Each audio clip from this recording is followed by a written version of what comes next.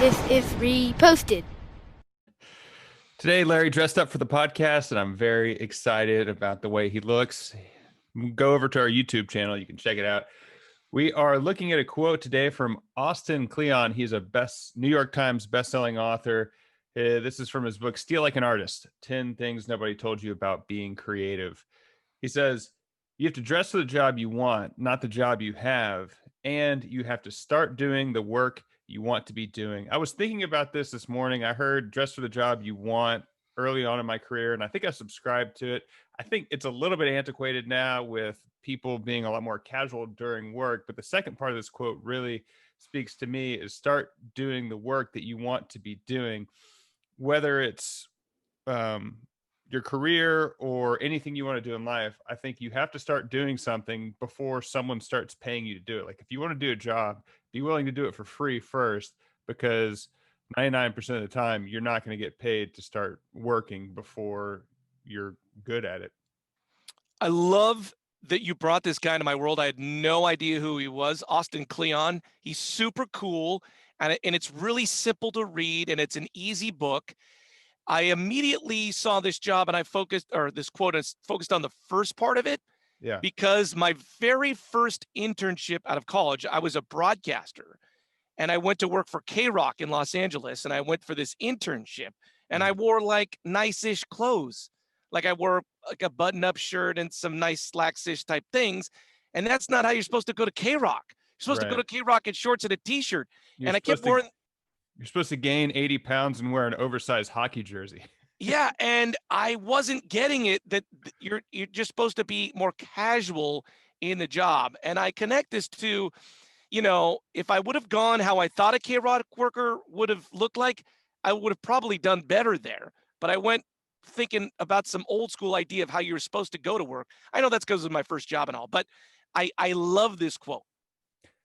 Yeah, I mean, I think it's kind of a mindset though, right? So my first job, one of my first jobs was in construction, and I would wear jeans and like a polo to work every day, which for the job site was fine. But then when I moved into the office, my boss pulled me to the side. He's like, "Hey man, you look like a homeless person. You need to start." And I would say from that point on, I was probably, I dressed more like the executives at the company than people on my level. And that mentally for me gave me something. And it doesn't necessarily have to be a suit or business attire. It's just a mindset of how you approach what you're doing. I think it just gives you confidence, whatever it might be. Mm-hmm. So like just taking that property of transition, now you're an actor. Do you dress that way ever, like at home versus going on auditions?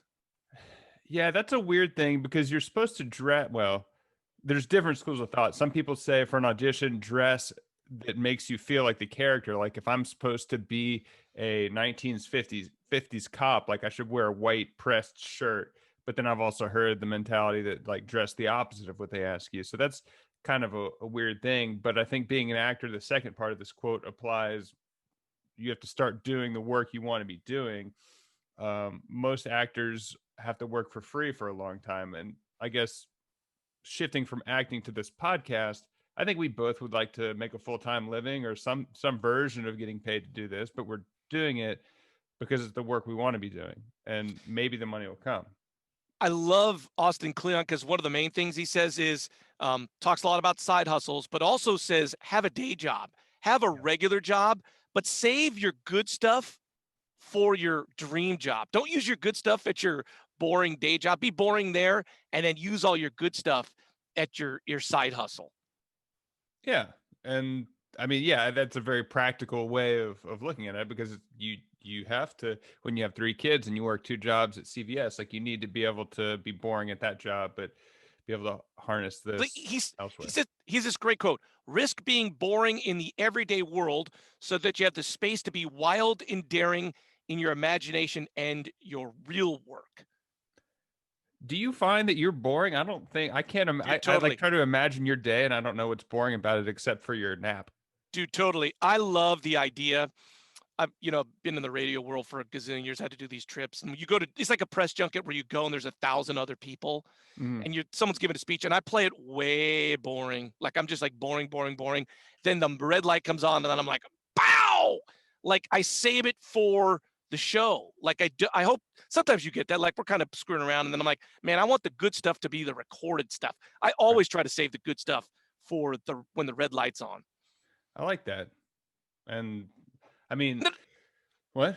that doesn't work for everybody because I'm in radio, but it somehow work. It's save your good. Like, hey man, we all got to go pay the bills, right? I got to go be a dentist or whatever it is. But there's a part of you that like, hey man, I'd love to start this side project, which most people don't. And then you can funnel all the good stuff there. I don't know. Maybe people would disagree with that.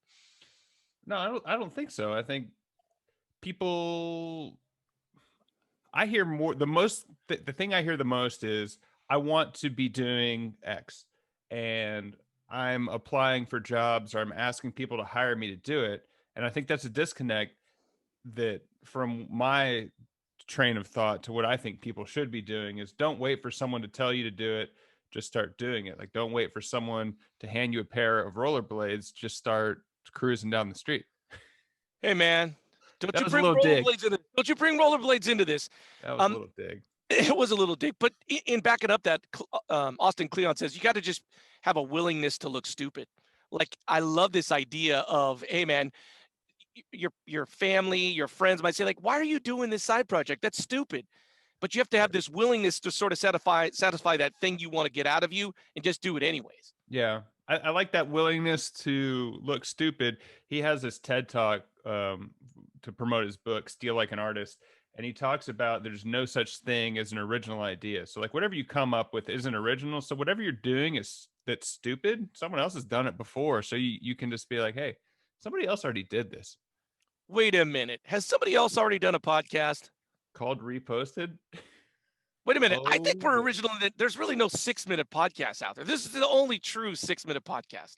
Well, that stings because I'm looking at the clock and it says 7 minutes right now. Dang it. Dang it.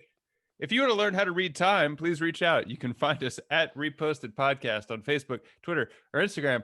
I'm Andrew Keller for Winnie the Pooh saying thanks for stopping by.